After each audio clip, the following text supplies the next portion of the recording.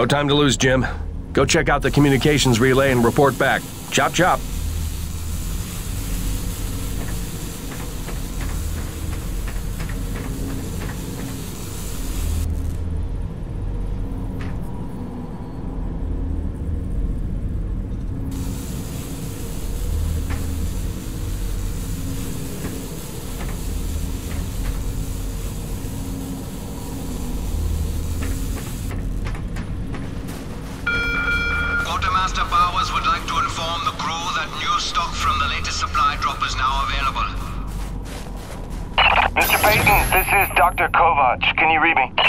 Loud and clear, Doc. Kinda told you can call me Jim. As you like, Mr. Jim. I was hoping you could pay me a visit in my lab, as your circumstances and logistics allow. Oh, and I believe I'm to mention that remuneration is involved. So you have a job for me? I believe I made that abundantly clear. Oh, abundantly. I'll drop by soon, Doc.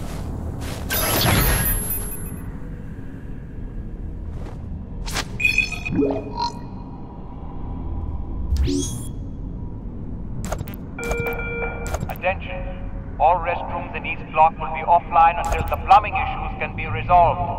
Hold it in.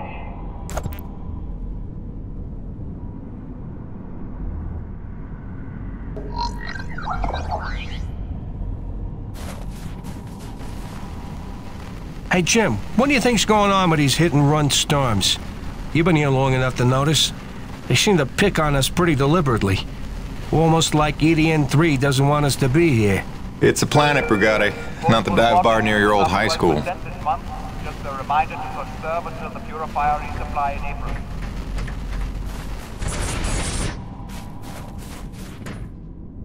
With all the construction and expanding of the base, the warmest spot in the hangar keeps moving. I lost track of it completely for 2 weeks.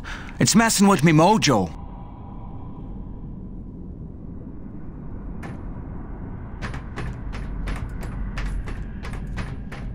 Hey, Jim. I was just telling Thomas about when I was a Legionnaire stationed on Nirvana 5 during the harshest winter in 127 years. We lost 5 crew members a day when we got trapped in a mountain pass for 4 months. We ate the food stores pretty quick and, well, you didn't want to know what happened next. All I'm going to say is they've written books about what happened.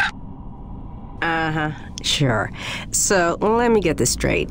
You were a Legionnaire for 4 tours, worked oil rigs off Arcadia 3, served as a war correspondent during the Canaan 7 conflict, worked border patrol along the Elysium front, and were a diplomatic envoy to Tengoku 5. That was just in my 20s. Point of my story, Jim. Sure, we got it bad, but it could be worse. I think the point of your story is you're a big old fibber. I forgive the arrogance of youth. This week's ComSat transmission is scheduled for 1700 hours sharp. Have your recordings ready for upload 15 minutes prior or no guarantees. Don't disappoint your loved ones.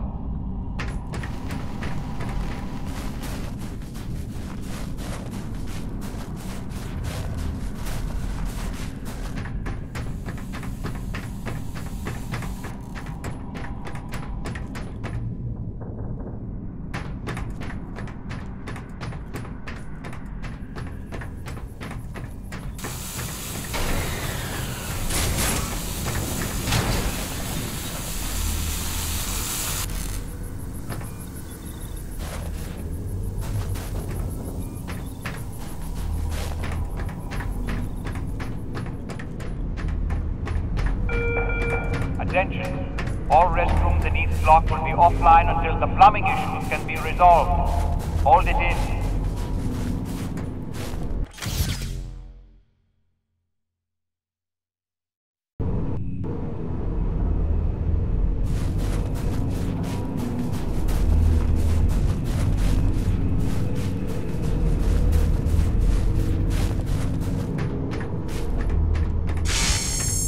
Hey, what's the rumpus, Jim?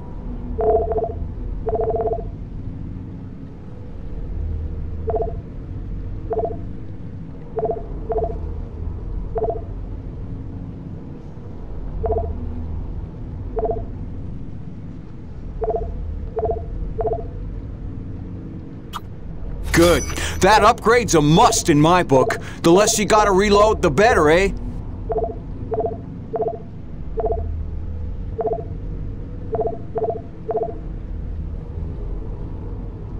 Come back anytime, eh?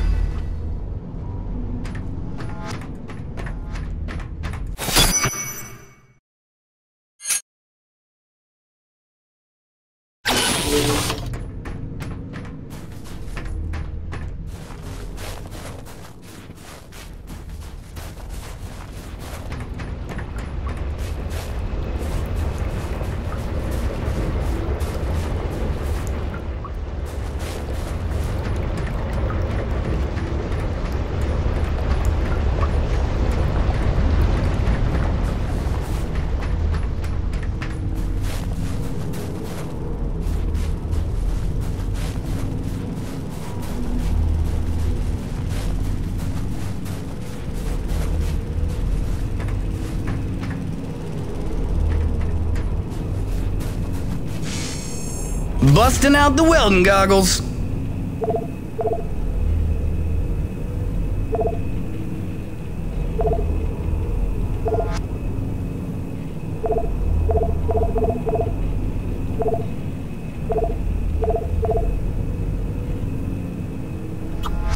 This one's simple. We take some raw metal, we reinforce the hull.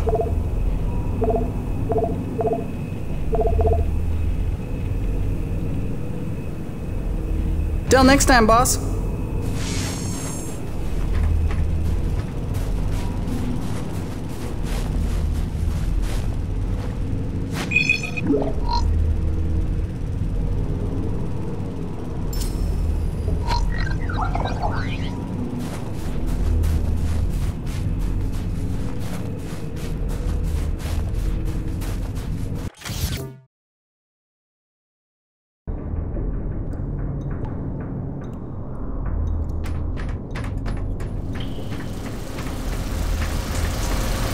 Hey, Jim. How's Hank? Sprouting up like a beanstalk.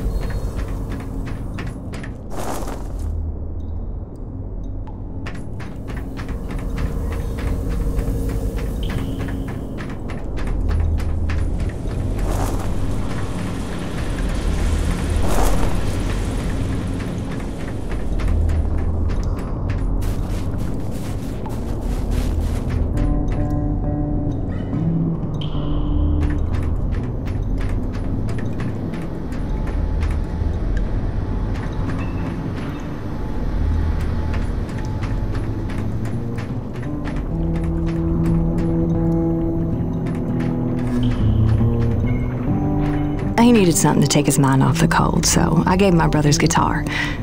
For never having taken any lessons, he's damn good. Listen.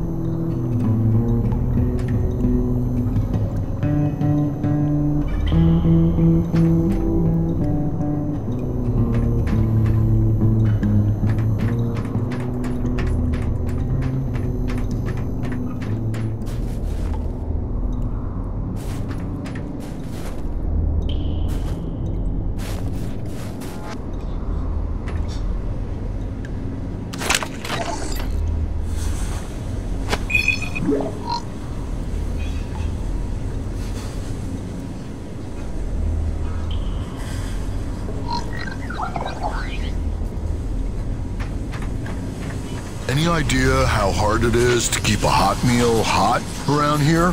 Hell, we're still living off MREs. Look, if we want to build morale around here, let me build a hydroponic garden. I got 2 words for you, Jim. Heirloom tomatoes. Think about it.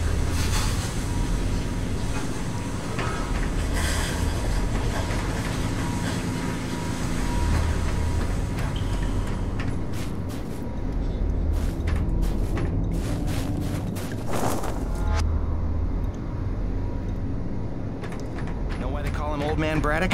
It ain't on account of his age. That's the joke, man. He's in his 40s. Guy's been so stressed out since he's been running this operation, he's put in a dozen years in a matter of months. Let that be a lesson to you, brother. Never forget, it's just a job. Easy for you to say. You're just a researcher. You could check out for a week and it's not like the joint would come crashing down. Braddock's on all the time because that's what we need. Hey, not for nothing. He takes it personal. Whole thing's his brainchild, you know? It's not like he drew the short straw. He chose this place, made the plans, pitched Nevik on the whole deal. Sure, he's in good with him. Practically family, but that doesn't mean his ass ain't on the line. And us with it. Right. I heard something about that. Special relationship with Nevik, they called it. Had something to do with his dad? Yep. Papa Braddock was some big macher for Nevik back in the day. Whatever that means. Look, the man was a hero, a legend.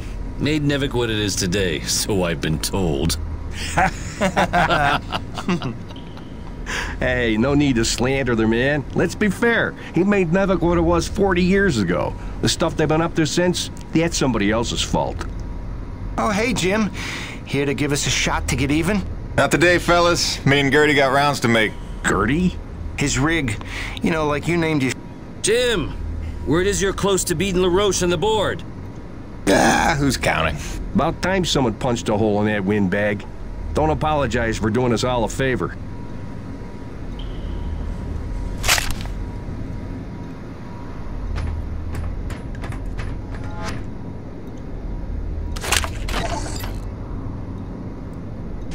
After months of rolling blackouts to fight record strains on the power grid, the president is attempting to tackle the national energy crisis head-on. This morning, he unveiled a new energy bill promoting energy-efficient homes and alternative energy production. Critics complain the bill is flimsy and does nothing to address the soaring energy prices across the globe. Meanwhile, the blackouts are severely disrupting the private sector across the country, and financial losses are mounting. Experts predict no end in sight for the recession, while on the horizon, a global energy crisis looms. For IBR, this is Suzanne Lee.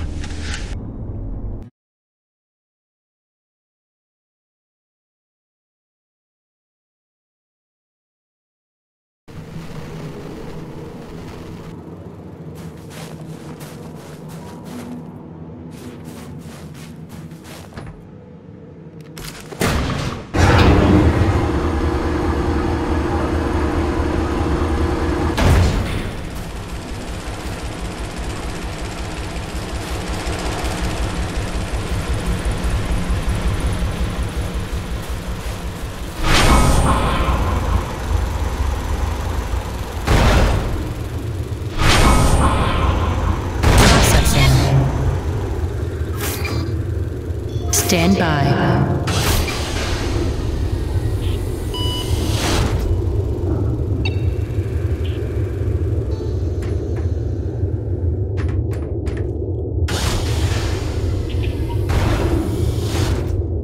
Dr. Kovac never settles for mediocrity when greatness would do. His naysayers simply envy his talents, I think. Like Dr. Roman. She could achieve as much as Dr. Kovac if only she wants so. What is the word I'm looking for? Ethical. Can you imagine?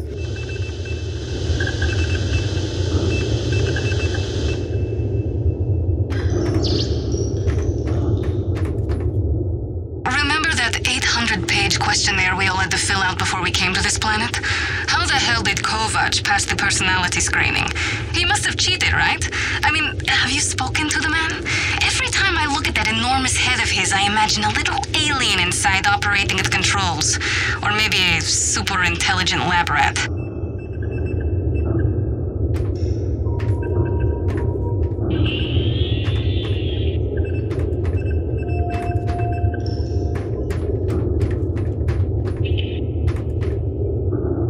Dr. Roman and I certainly had our issues, but I do wonder how she's doing out there. Living off base out in the white like a mountain man is a bit of an overreaction if you ask me, but she was never one for half measures.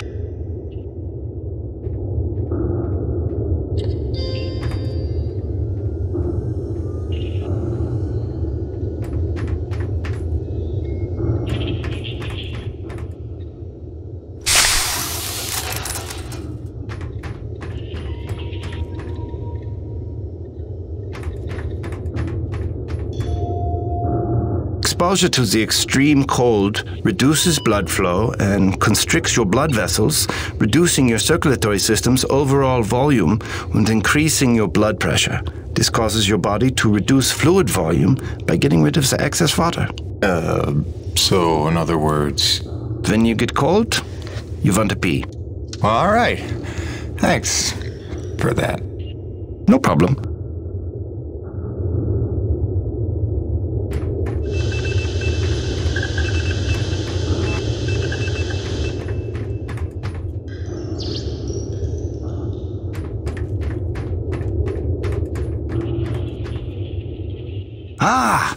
As you are undoubtedly aware, I've been tasked with rendering thermal energy a viable and cost-effective power source. Unfortunately, the T-energy from subterranean sources, while plentiful enough to run the Coronis installation, has a purity level entirely too weak for the audacious experiments we seek to conduct. So the stuff we drill out of the ground, not pure enough for science. If paraphrasing me is critical to your comprehension, then yes. Now listen, the acrid. There are wild variances in their impurity index. Some are promisingly pure, potentially pure enough for our purposes. I need a survey of local acrid, samples of their T-energy in the hopes that we can find one with a pure enough composition. So you want me to kill acrid, basically? Yes. I'm hoping to take advantage of your noteworthy efficiency as a killing machine. So, let us begin with the Sapaya, those wretched things that so bedeviled our arrival. If you could kill 20 or so and collect their T-energy samples, I should be able to extrapolate a purity index through vertical analysis of the... Kill 20 acrid, bring you the spill. That's the gig? All over it. Thanks, Doc. Let me update your map with the best place to look for them based on recent sightings and migration patterns. And if you'd kindly hold still, I'd like to equip a sniffer attachment to your suit's tank. It'll automatically gather samples of T-energy particulates in the air after you've made a kill, so you can just focus on the killing.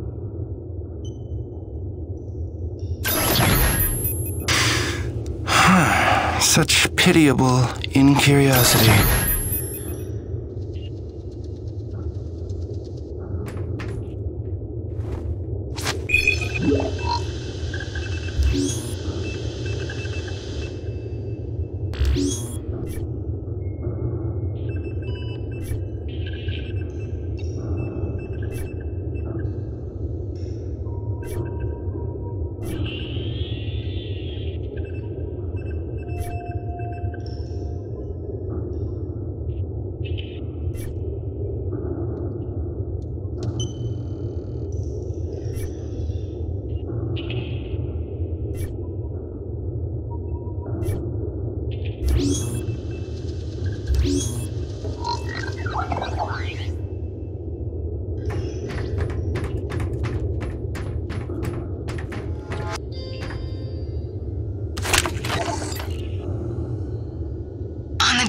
Level, the acrid are remarkably unstable. I can't find a record of a species on any documented world that has such a high rate of mutation. I'm sure the radioactivity level of their blood is no coincidence.